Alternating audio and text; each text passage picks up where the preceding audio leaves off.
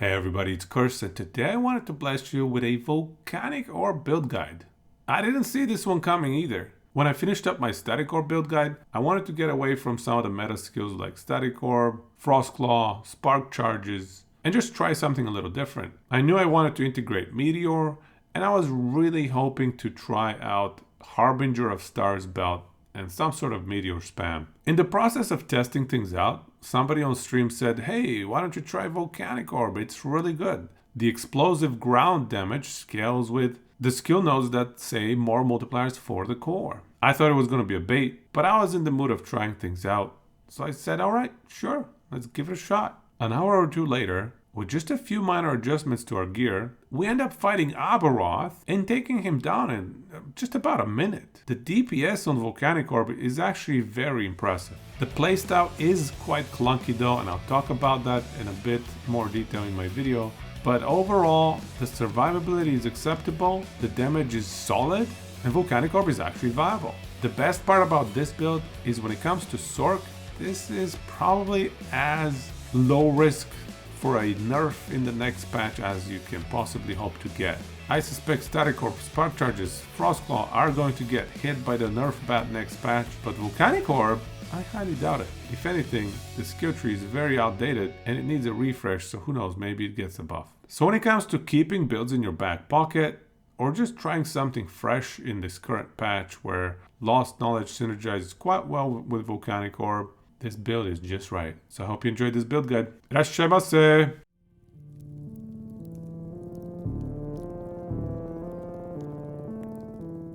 Alright, so let's go over the skills. Starting with the main damage source, and that is Volcanic Orb. So you can see the DPS number on the sheet right here. It's already showing 400k. With the buffs on, it's over 2 mil.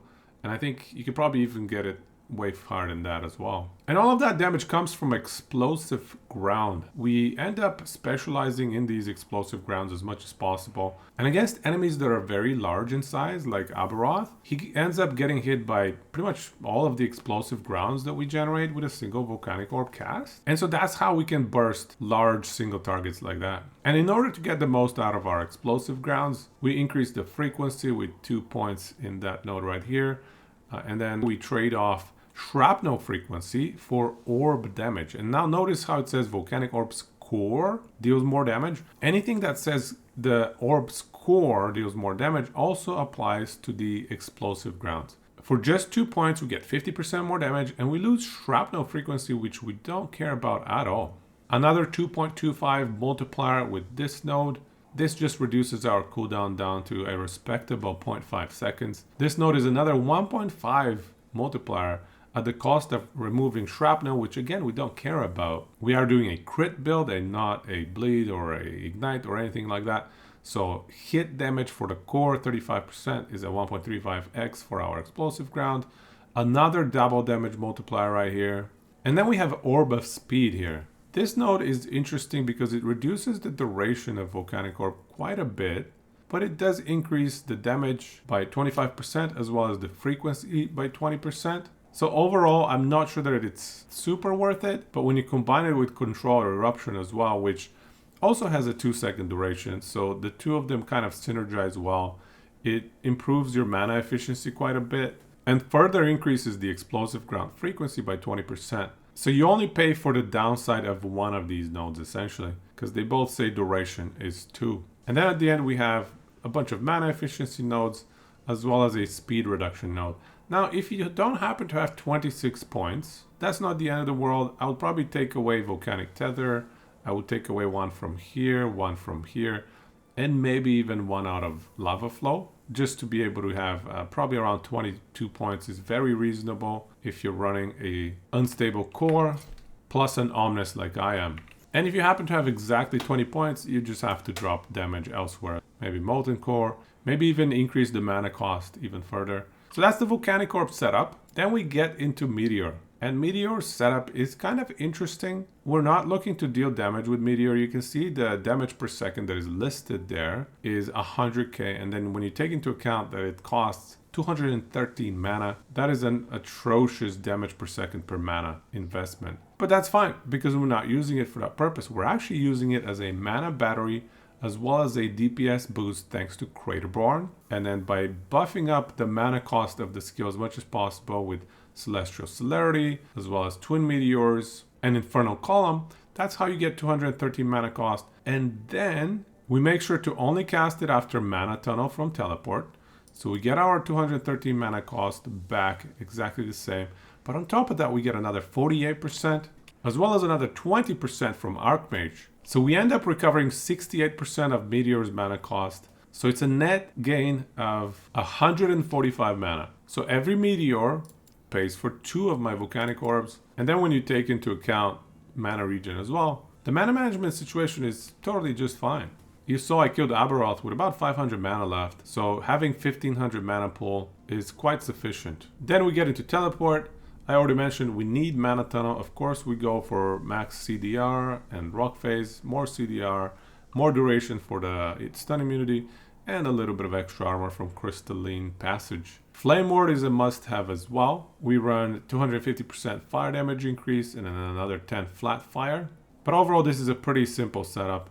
We got a bit of haste. We get all of the damage reduction benefits from Flame Ward. And of course, we try to stack some CDR from the passive and from items just to have a respectable 10-second cooldown on Flame Ward with a 4-second uptime. Arcane Ascendance helps us with boss fights, specifically Aberoth, where Tranquility is actually a decent source of mana cost reduction. And remember, as long as the cost of Volcanic Orb is over 40, we gain the Lost Knowledge benefit, and so this is just fine. I tested it. We're still over 40 mana cost for Volcanic Orb with this. Then we get 3 points in Slow Breathing, max out Higher Plane for the extra damage, max out Chronoclasm, and get yourself a source of Slow so that you can have 32% more damage. 1 point in Superconductor is free because it gives the skill the Lightning tag, which then benefits from +1 skills from Unstable Core Chest Piece. And then even more damage with these 2 skill points right there.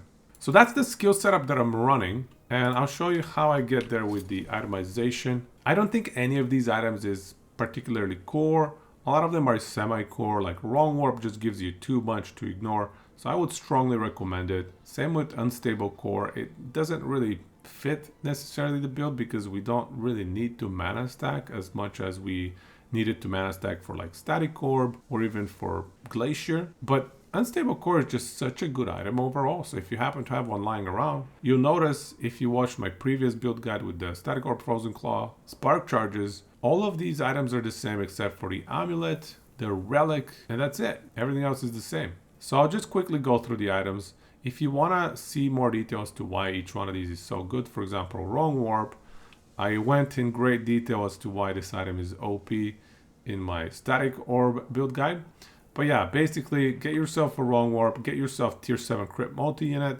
And for this particular build, I would probably go for either tier 5 spell crit if you have trouble with getting that 100% spell crit chance, or anything that gives you damage. Cast speed is not the highest value for the build because we do have a 0.5 second cooldown on Volcanic Orb. But cast speed just makes builds smoother in general. It makes it so that even just teleport doesn't take as long to cast. Or you can get stun chance, slow for the 32% multiplier on Arcane Ascendance. There are some decent suffixes to explore as well. But basically, if you have a tier 7 crit multi on a Wrongwarp, you're good to go. For the offhand, you want a Crystal Skull with 6% flat crit, tier 7 crit multi.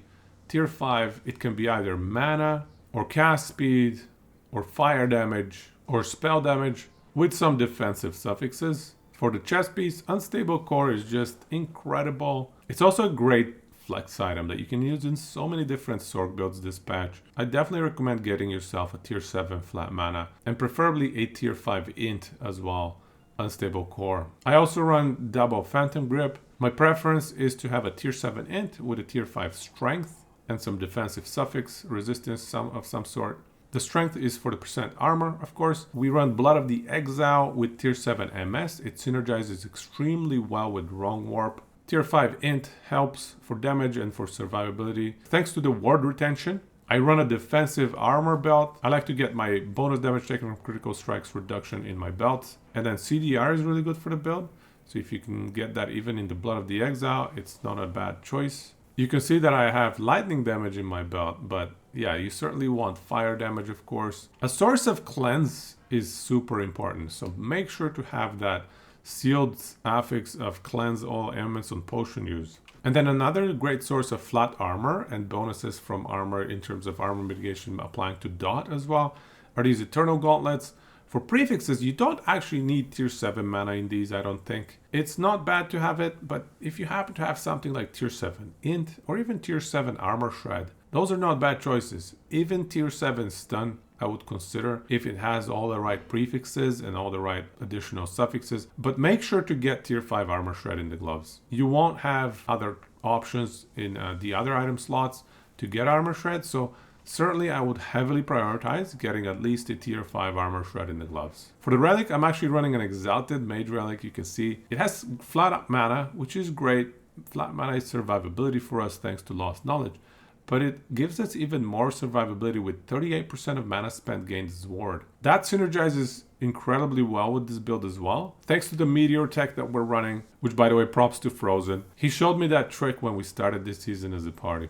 We also have +4 to Volcanic Orb in the Relic, tier 5 intelligence as well, and then some defensive suffixes, whatever you can get. Getting a tier 1 sealed frailty on hit is phenomenal as well, great value right there. You don't really want to have a tier 5 frailty, it's not really worth it. I would probably prefer to get crit multi over tier 5 intelligence there, but tier 5 int is just fine. For my amulet, I'm running an Omnis, and it's one of my highest rolled Omnis ever. And I got lucky with the Nemesis getting a tier 5 crit multi. It's not too bad.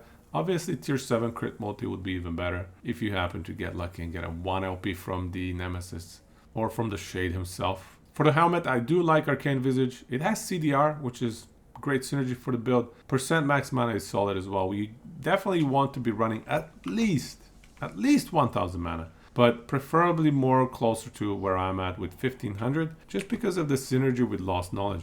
Every single cast of Volcanic Orb and Meteor gives us about 500 ward. And Volcanic Orb has a cooldown, so it's not spammable. So we are constrained in how many procs of Lost Knowledge we can get per second. So having a slightly higher mana pool can help with survivability quite a bit. In terms of prefixes, I went for tier 7 int, tier 5 mana. The tier 5 mana is not a must-have. I prefer to run tier 7 mana whenever I'm running it. So for example, if you happen to have a slightly better mana roll on these gloves, you can drop the tier 5 mana from the helmet and go for something else. And then some defensive suffixes as usual. Make sure to have your resistances maxed out. So that covers the items. In terms of idols, I am running percent armor, percent mana idols. Now here you can see I'm also running a Volcanic Orb speed reduction idol as well. And that is in order to make the Volcanic Orb really strong against single target. By making it as slow as possible, the playstyle against single target enemies becomes very simple. You go right up on top of them and you just start spamming Volcanic Orbs. And because Volcanic Orb is so slow, every single explosion pretty much ends up hitting them. If you don't have this idol, Volcanic Orb flies away. Here's a quick demonstration. Here's a cast with that idol on. You can see Volcanic Orb finished right around here. Now we take the idol off. And Volcanic Orb goes about 3 times as far, or maybe twice as far, maybe 2.5 times roughly. So your single target damage will suffer if you drop this idol. Then I'm running Grand Idols with percent mana, percent armor. I really like to stack armor here because we're going to have a solid amount of ward and we want to protect that ward. And armor is one of the few defensive sources that allows you to protect your ward. Similar with this glass idol. And the remaining idols just help me get my resistances maxed out. The Throne of Ambition is a good choice because we're running a fire-based build. And against bosses, we can sustain a good amount of stacks of Ambition here. In terms of blessings, I kept them exactly the same as I had them in my previous setup. Crit multi, mana, all res, armor, armor. Let's quickly go over the passives as well. Here we have int, a little bit of fire damage, cast speed, and CDR for teleport is nice as well here. For the sorcerer passives, these 2 thresholds are really solid. Of course, we take our crit chance, and then the thresholds in mana shell and wisdom. Lost knowledge is our primary source of ward and our primary defensive layer, so we must max this one. Because we're not running a lightning based build, I would not put more than 1 point in crackling precision. Remember, instead of putting 1 point in here, we can always put 1 point in any of the many intelligence skill nodes right here. So for example, calculated destruction, and 1 point in intelligence is 3% spell crit plus 4% damage plus ward retention plus a whole bunch of other benefits. So I would always prioritize getting extra int over the crit chance in here, unless you're extremely spell crit starved. Then we get our crit multi. 8 points in Arcane Insight for the ward decay threshold is actually a really solid defensive layer. Beyond that, I think Spellslinger is a solid choice as well, but I think it's close for me between that and Dragon Breath. I opted for Dragon Breath. Increasing the AoE of the explosive grounds makes sure that we cover smaller hitbox enemies with those little explosions, which increases our DPS, especially versus certain tankier, smaller targets. And 35% elemental damage doesn't hurt either. Then we get Archmage. This is probably must have in most Sorc builds. Mana Well is phenomenal, and CDR synergizes greatly with this build as well. For Spellblade, we unlock the threshold for Ward Decay here on the Rune Master side. We have Unsealed Mana, but our primary objective is getting these two int stacking passive nodes. We have to put 1 point in Runework Cataclysm just to unlock Mental Catalysts. Now let me quickly cover the skill rotation for the build. As you're going through monos, you basically want to be spamming Teleport and then Meteor as soon as you cast Teleport. Don't go Volcanic Orb and then Meteor because you're going to lose a lot of mana. You always want to follow up Teleport with Meteor to get your mana management sorted out. So yeah, Teleport, Meteor, Volcanic Orb as needed, and just run through the Echo and get on top of enemies and Volcanic Orb them. Spam your Flame Ward as needed and as much as possible during monos. And versus bosses, Flame Ward is more of a damage multiplier. That's how I would treat it. You want to Teleport, Meteor, get on top of the boss, and then Flame Ward, Arcane Ascendance, and spam your spells. That's the skill rotation you want to go for. And so here's the annoying thing about Volcanic Orb. Versus single target, you actually want the orb to be as slow as possible, so you benefit from things like Volcanic Tether here and this Ornate Glass Idol that reduces Volcanic Orb speed. Those are perfect for single target fights versus Aberoth or something like that, where you get on top of the enemy and just DPS them down. However, in monos, being on top of every single enemy is awful. It does not feel good. In monos, you want to be off-screening everybody. So technically, in monos, you kind of want to have really high speed on your Volcanic Orbs. So your needs vary depending on what you're running. So that makes Volcanic Orb an extremely clunky and a little bit unpleasant to use skill. Sometimes you want it to be slow, sometimes you want it to be fast. What I would personally love to see is if Volcanic Orb is faster or slower as a function of the distance between your character and your cursor. So if you put your cursor right on top of an enemy that's right next to you, then Volcanic Orb goes slowly. But if I put my cursor at the top edge corner of my screen, I want Volcanic Orb to quickly try and get towards that cursor. I think that would make the Volcanic Orb playstyle significantly better. I don't know if that should be something that's in an item, or maybe we should just do away with all of these silly speed per second or speed this, speed that. I think these are not good effects. They don't interact well with the skill. They make it awkward to use versus certain enemy types. And if we just deleted every single Volcanic Orb speed thing in the skill trees and in items and whatever else, and replace that with a skill node that says Volcanic Orb goes to your cursor. So if you're listening, EHG, please make it happen. I think that would be a major upgrade to Volcanic Orb. As it is today, Volcanic Orb is very clunky in monos. I felt comfortable around 500 to 700 corruption, and the primary reason is that I need to get on top of every single enemy. I don't know if you've ever fought Succubi in Diablo 1 as a warrior, but yeah, you just try to get on top of them, they keep running away, and you just keep chasing them and chasing them. It's an awful feeling. Volcanic Orb is a little bit similar. If you end up in a mono where every single enemy is a ranged type, you have to run around the entire map and chase them down just to spam a Volcanic Orb on top of them.